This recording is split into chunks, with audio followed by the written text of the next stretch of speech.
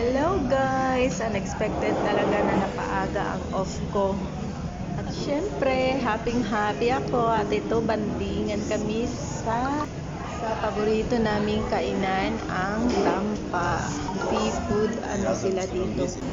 Favorite namin tong anuhan dito kasi lasang Pinoy talaga siya. As in, sarap na sarap kami sa seafood na to.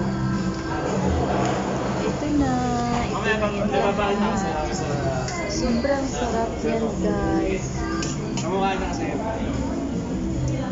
Ayan na, naglalaway na ako dyan.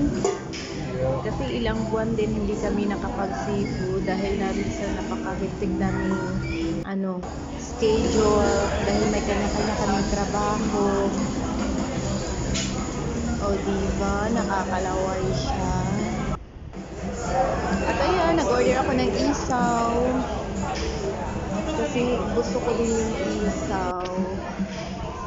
Yan, kainan na tayo.